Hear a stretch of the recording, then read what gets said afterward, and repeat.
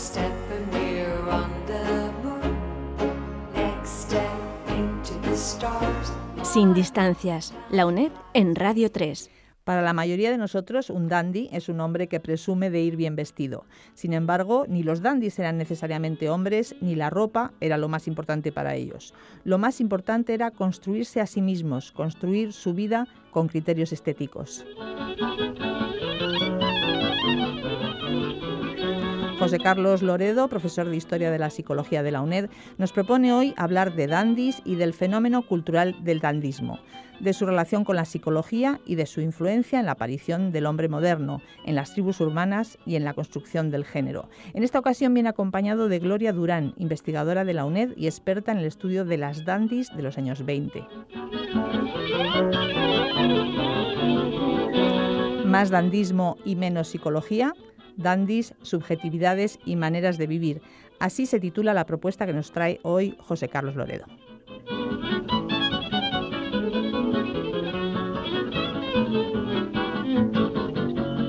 ¿Qué tiene que ver el dandismo con la psicología? Suele pensarse que un dandy es un hombre muy bien vestido y a lo mejor su imagen trae a la cabeza nombres de colonias setenteras como Brummel o Barón Dandy. Respecto a la psicología, supongo que la única relación entre ella y el dandismo que se puede sospechar a primera vista es la que tiene como antecedente histórico el libro que John Fliegel publicó en 1930 titulado Psicología del vestido. En este libro se vinculaba la evolución de la moda a motivaciones estéticas, morales y de diferenciación social e individual. No obstante, a nosotros nos suele gustar buscar 5 pies al gato y queremos advertir de que las cosas no son tan simples como parecen. A buscar 5 pies al gato nos va a ayudar amablemente Gloria Durán, que es investigadora del Departamento de Antropología de esta casa, de la UNED, y es además autora de una tesis doctoral y varios libros sobre las dandys. Recalco las dandys, luego veremos por qué. Las dandys en concreto de la época de entreguerras. Hola Gloria y gracias por acompañarnos. Hola, ¿qué tal? Gracias por haberme invitado a hablar de mi tema predilecto. Y además haremos publicidad de tu libro, luego hablaremos del que acaba de salir. Bueno, yo, si te parece, y por cumplir con mis obligaciones gremiales, enseguida nos iremos por otros derroteros más divertidos, yo empezaría diciendo que hay 1000 formas de entender el dandismo, la psicología y la relación entre ambas cosas.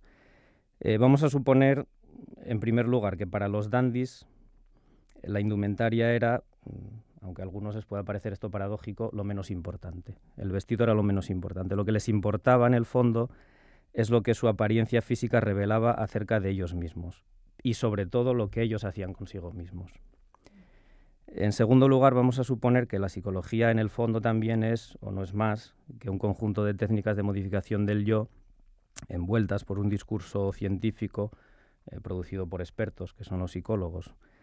Si los oyentes aceptan estas dos hipótesis de trabajo, yo creo que se nos allana bastante el camino para imaginar que el lazo entre dandismo y psicología va más allá de las cuestiones que atañen a la psicología del vestido. El dandismo y la psicología tienen en común lo que el filósofo francés Michel Foucault llamaba tecnologías del yo, sobre las que hemos hablado en algún que otro programa aquí. Son las tecnologías del yo procedimientos prácticos para modificarse a sí mismo persiguiendo objetivos estéticos, religiosos, personales, morales. Y de hecho Baudelaire, uno de los dandys más conocidos, decía, refiriéndose al dandismo, que, y cito literalmente, para quienes son a su vez sus sacerdotes y sus víctimas, las complicadas condiciones materiales a las que se someten, desde la toilette irreprochable a cualquier hora del día y de la noche hasta los lances más peligrosos del deporte, no son en realidad más que una gimnasia para fortificar la voluntad y para disciplinar el alma. Obviamente entre la psicología y el dandismo hay también diferencias. Una de ellas viene dada por los objetivos de las tecnologías del yo, que en el caso del dandismo son estéticos y se basan en la concepción de la vida como una obra de arte, donde no hay más experto que uno mismo, y en cambio en el caso de la psicología los objetivos son más bien tecnoasistenciales y se basan en la ayuda a las personas infelices, una ayuda proporcionada por expertos. Desde un punto de vista histórico, no obstante, y a pesar de estas diferencias, el dandismo, que es lo que nos interesa para empezar, contribuyó a dar forma al sujeto moderno, es decir, al sujeto del que se ocupa la psicología y que al mismo tiempo también en cierto modo es un producto de la psicología. En concreto, el dandy representaba el egocentrismo, la autorreflexividad, el individualismo, el cuidado casi obsesivo de sí mismo, también el debilitamiento de referencias externas que guiaran la vida, referencias religiosas, familiares, patrióticas. Son también estas características del sujeto moderno que algunos autores han definido como un sujeto engatillado en sí mismo, atrapado en la intimidad del yo, un sujeto, en definitiva, psicologizado, que se piensa y se vive a sí mismo en clave psicológica, buceando constantemente en su interioridad.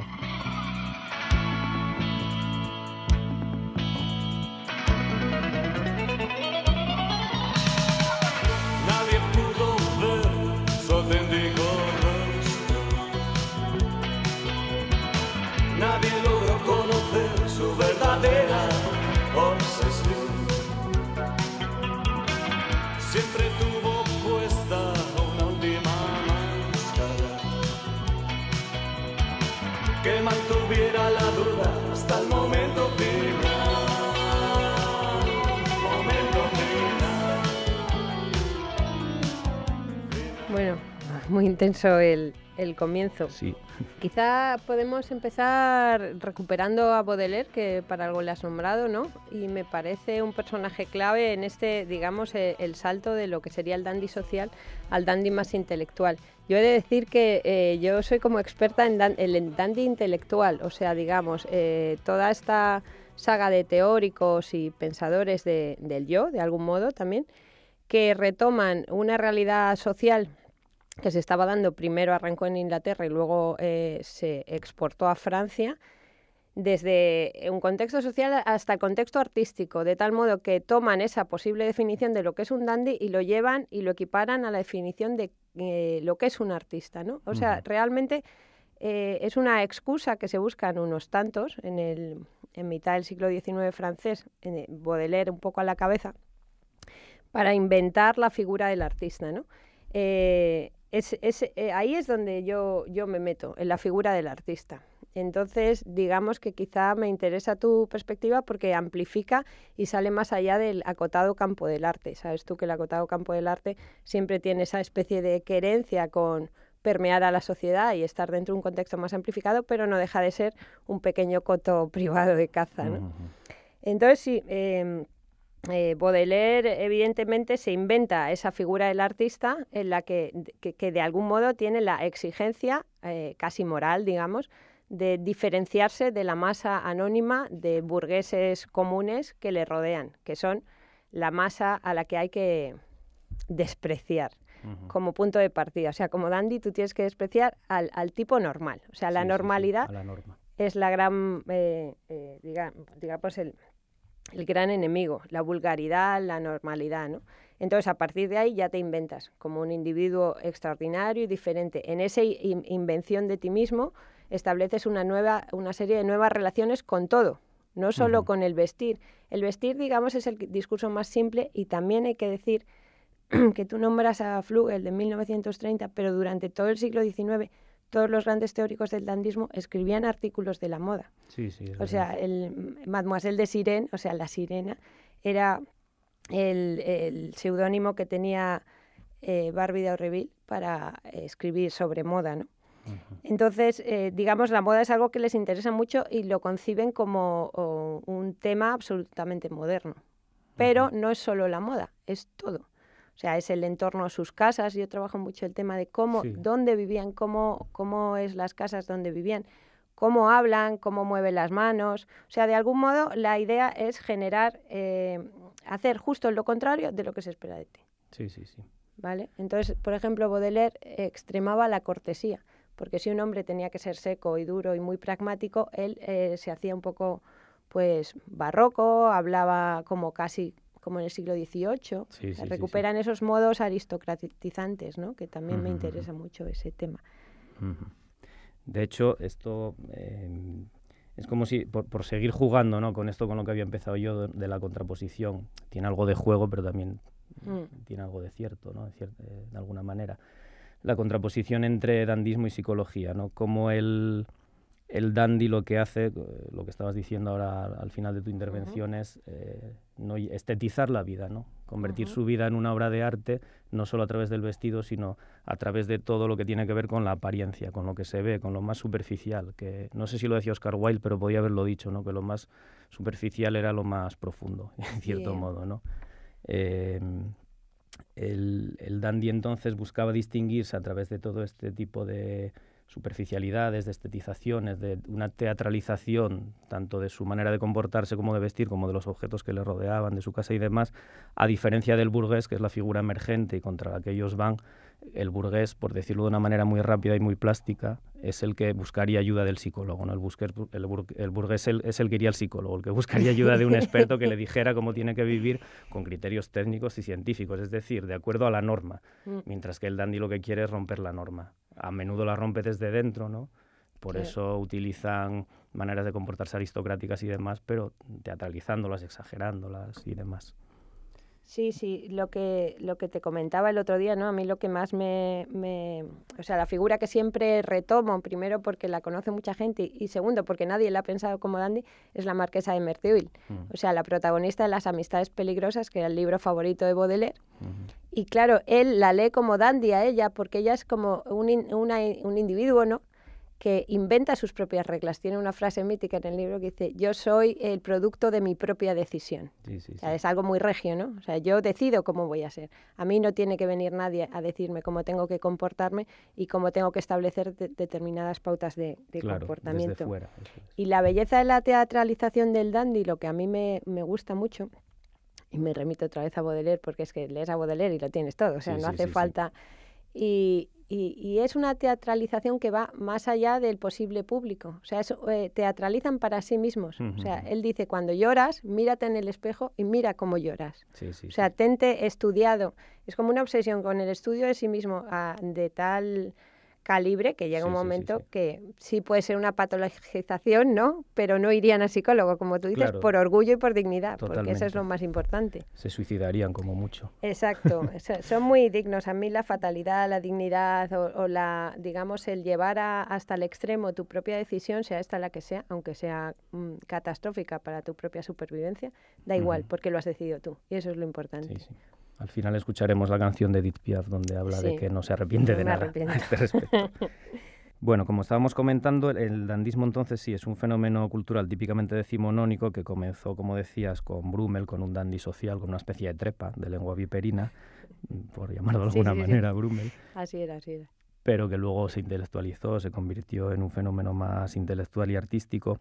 Y a mí me interesaría que comentáramos un poco cómo el dandismo, que es bastante multiforme desde el principio, ya en el siglo XIX, va penetrando, transformándose o degenerando quizás, según algunos, multiplicándose en el siglo XX, ¿no? Que es el siglo casi en el que estamos, en el que hemos nacido tú y yo.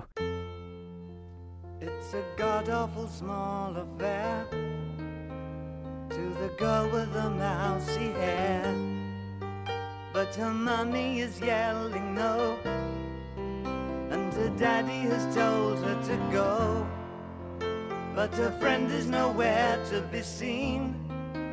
Now she walks through her sunken dream to the seat with the clearest view, and she's hooked to the silver screen. But the film is a sad thing for she's lived it 10 times or more. She could spit in the eyes of fools if they ask her to focus on sailors fighting in the dance hall. Oh man, look at those cavemen go. Como según nos acercamos al siglo XX, quizá el dandismo se mezcla con... Bueno, ya a finales del XIX se mezcla con el decadentismo, el simbolismo, el esteticismo.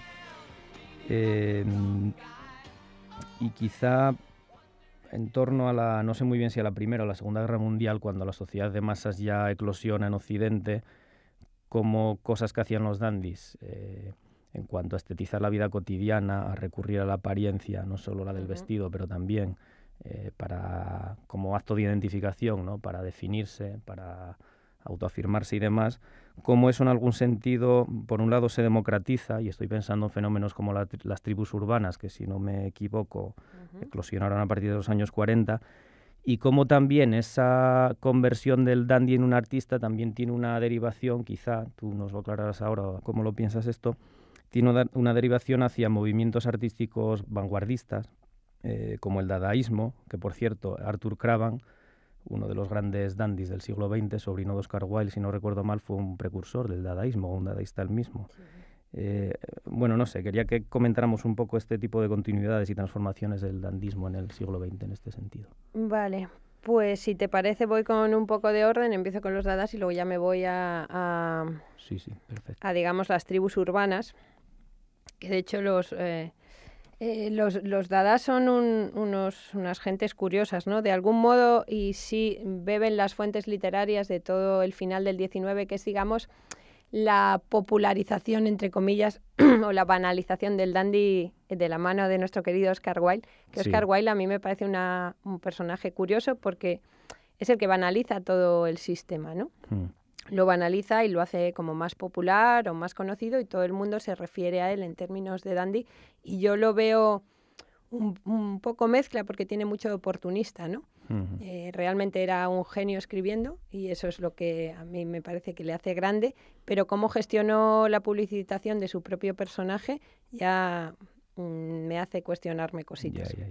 De algún modo los dadas a mí me gustan porque sí tienen esa especie de coherencia que cogen la sociedad de masas porque es el contexto donde ellos hacen lo que hacían, que es ir contra todo y contra todos, pero no utilizan la sociedad de masas para autopublicitarse, sino simplemente es el contexto en el que ellos funcionan en los años 20, que empiezan las revistas y ellos empiezan a hacer collages y de algún modo empiezan a transformar la misma idea de arte y no se van al objeto de arte, ¿no?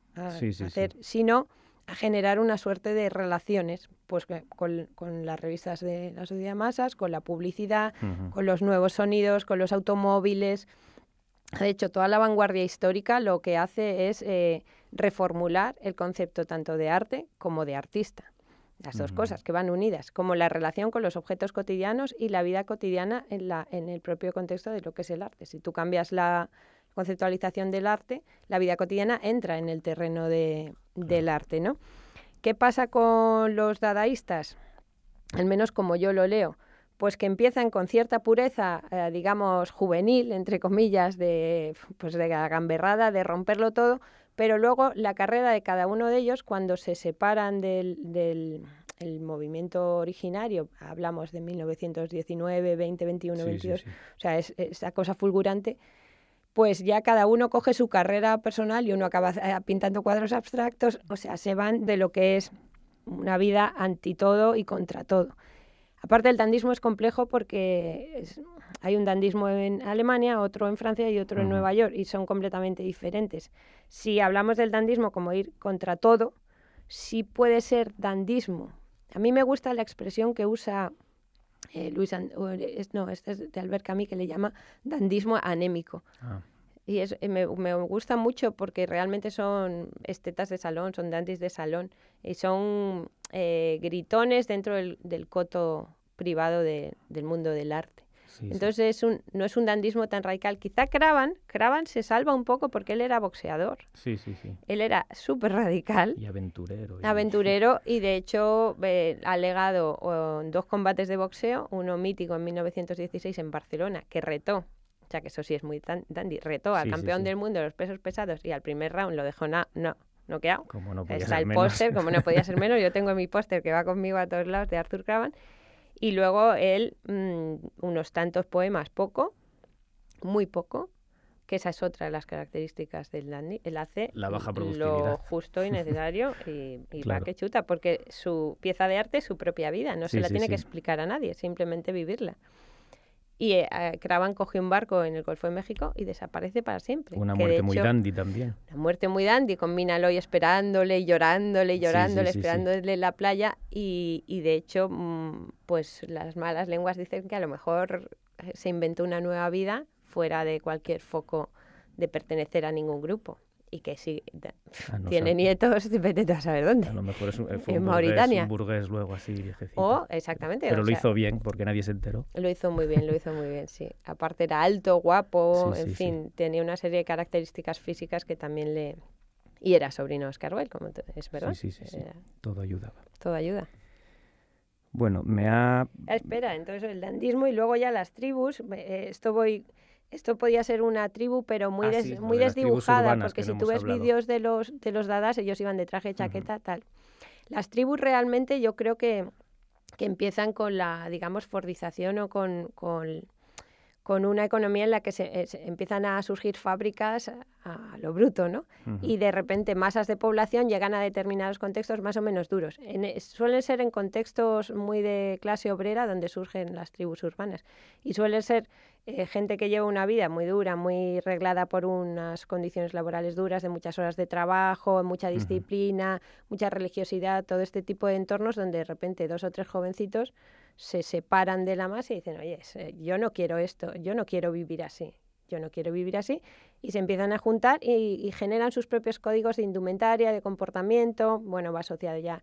Empieza el rhythm and blues, ¿no? En Inglaterra llega la música negra que ya estaba... O sea, que tiene mucho que ver con la historia de la música también y de las formas de vestir que identifican tu tribu.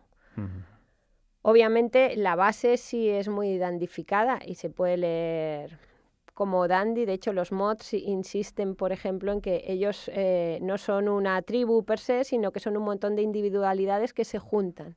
Y cada uno debe de, dentro de unos códigos de comportamiento más o menos comunes, debe de lucir porque tiene pues un modo especial de llevar el pantalón, un modo especial de ponerse el back.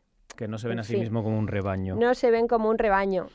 Pero vamos, al menos lo poco que he vivido yo dentro son bastante rebaño. Claro. O sea que de algún modo esto ya volvemos a la metodología wildiana, ¿no? O sea, soy, pero que se vea. O sea, me estoy más pendiente de publicitar mi propio ser que de realmente serlo, porque casi ninguno se sale de las reglas. Casi todas las tribus urbanas son gritones, pero luego se van a la fábrica a trabajar, ¿no?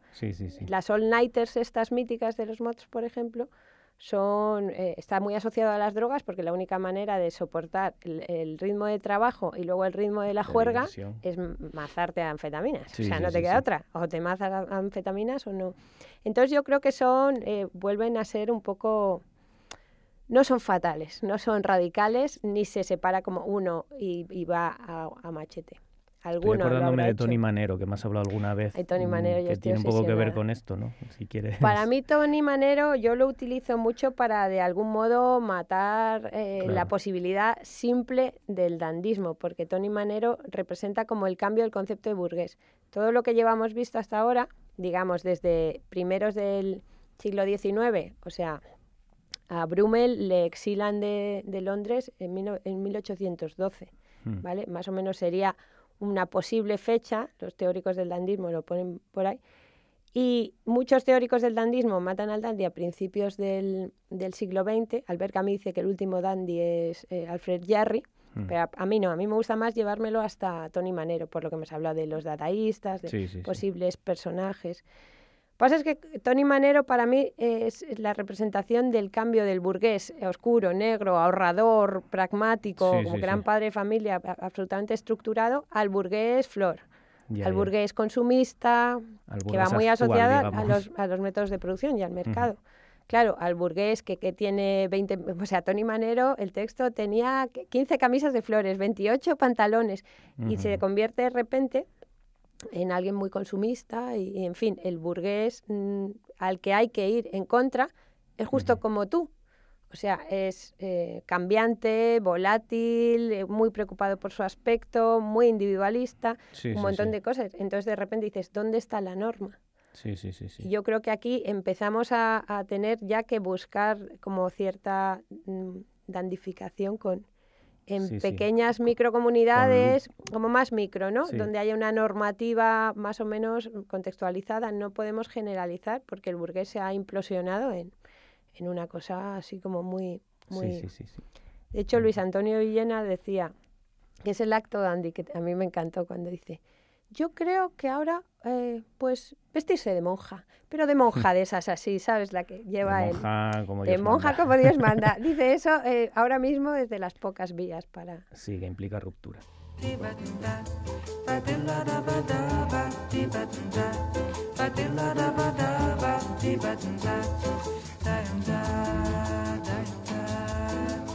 Eu quis amar, mas tive medo e quis salvar meu coração, mas o amor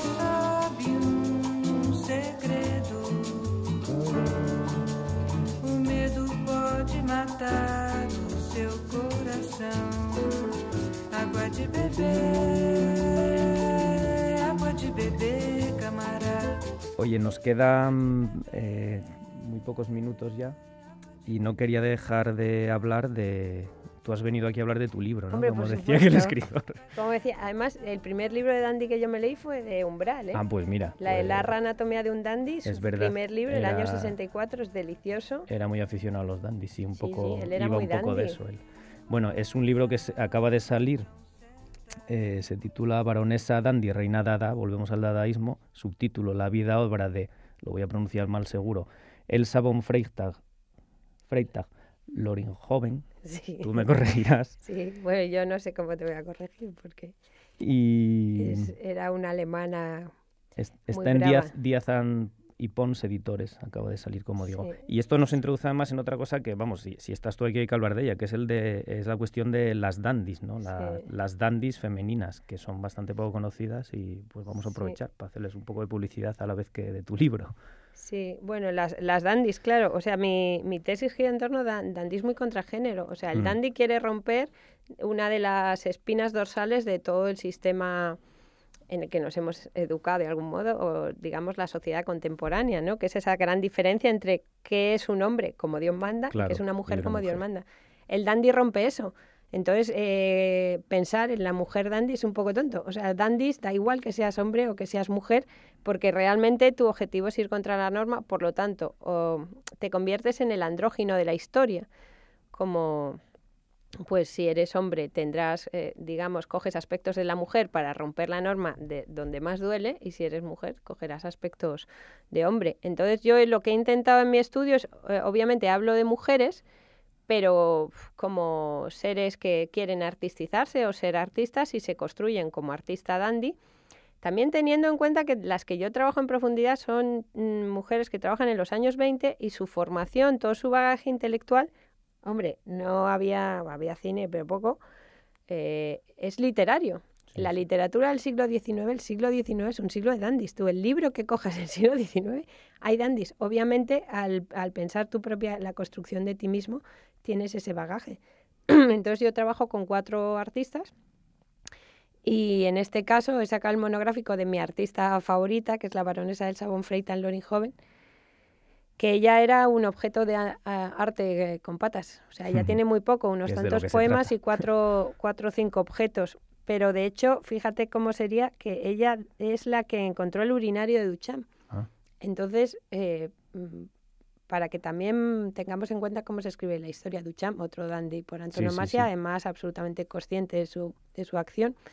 Pero quien encontró el urinario, o sea, quien realmente estableció nuevas relaciones con todo lo que le rodeaba, desde el lenguaje, que era una mezcla idiomática, los objetos, su modo de vestir. Ella llevaba sujetadores de latas de tomate, se ponía helicópteros en la cabeza, se desnudaba cada vez que se le ocurría. En fin, era una punky en 1910, tan bestia, lo que hablo del pequeño coto privado, tan bestia que ni siquiera la galaxia artística fue capaz de asimilar esa cosa, porque era una extravagancia más allá de cualquier...